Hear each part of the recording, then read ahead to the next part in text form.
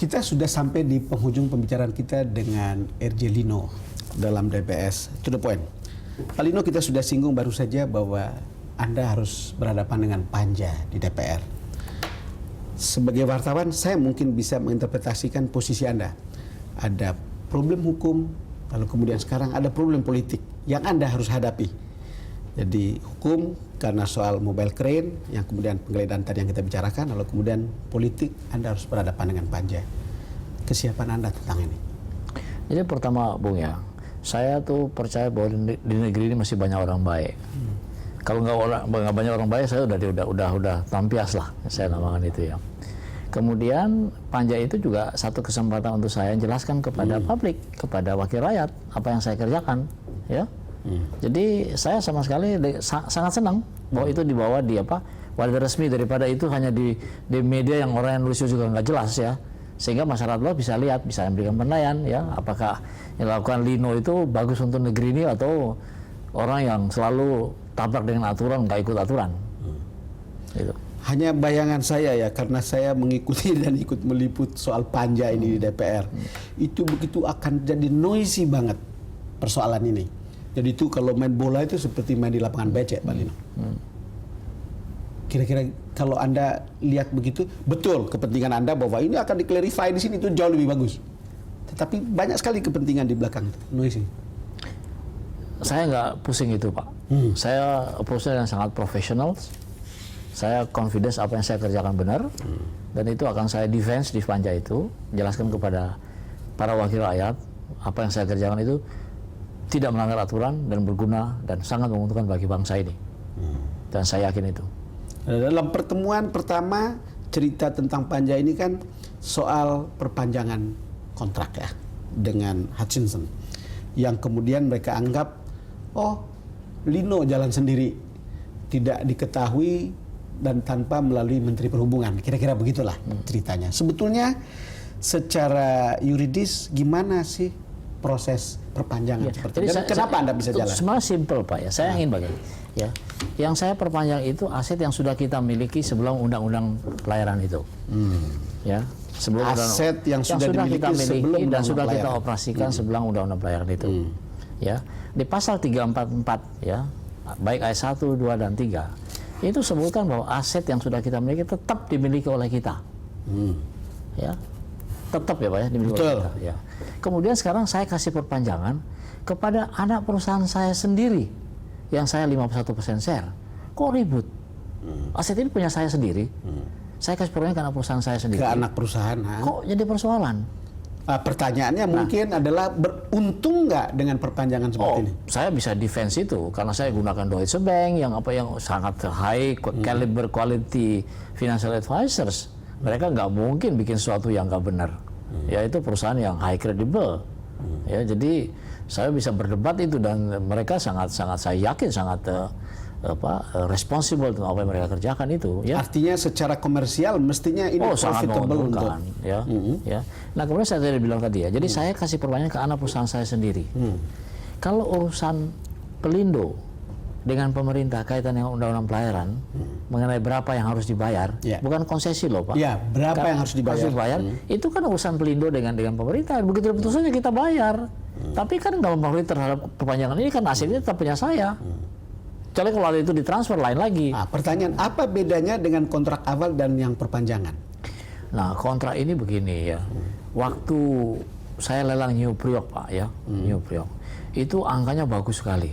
Pendapatan per square hektar sewanya, pendapatan per kapita itu bagus sekali.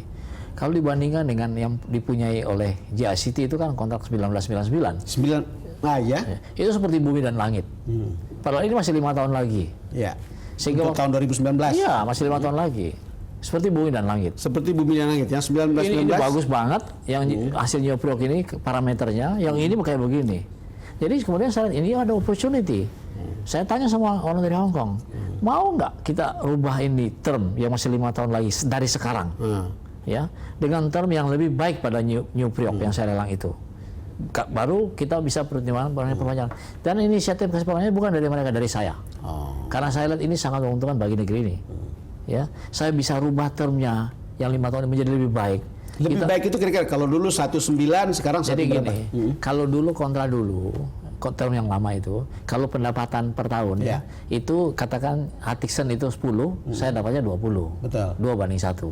2:1. Sekarang dengan kontrak baru, Pak, kalau Hutchison 1, saya dapatnya 5. Hutchison 10, saya dapatnya 50. Oh iya. Ya, di samping itu saya masih dapat uang muka, $215 juta dari Hutchison. Hari ini, di mana uang itu saya bisa pakai bangun pelabuhan di Indonesia Timur. Kan begini, seolah-olah Anda jalan sendiri lalu kemudian orang mencurigai Anda dapat sesuatu dari situ. Kan itu kira-kira kenapa kemudian begitu banyak cerita di sekitar ini. Ya, itu saya bilang. Walaupun kemudian yang kita temui mobil keren yang sekarang lagi ya, diproses. Makanya itu saya bilang tadi, saya gunakan Deutsche Bank, Pak. Ya. Itu sebenarnya dari mula udah kenapa saya pakai financial advisor yang highly professional, high credible. Karena saya nggak mau belakang hari orang bilang, Pak Lino nitip sesuatu. Saya nggak bisa dikte Deutsche Bank, kasih tahu angka segitu. Nggak bisa, Pak. Nggak mungkin. Kalau toh kita nuduh mereka gitu, pemerintah Jerman akan ribut. Kok nuduh Deutsche Bank seperti begitu? Ya, saya gunakan satu institusi yang high professional. Ya nggak bisa dikasih tahu maunya saya, nggak bisa. Pak Lino, bagaimana rasanya dikepung seperti ini? Oh, saya masih tidur enak gitu kalau alarm saya nggak bel 5:30, saya 4:30 saya nggak bangun itu. Ya, sama sekali. I'm very relaxed, Pak.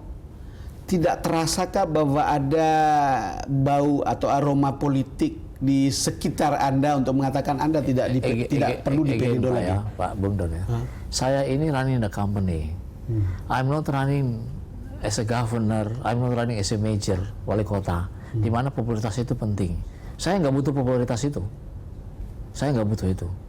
Saya butuh company running dengan baik, company bikin profit dengan baik, company berguna bagi negara ini.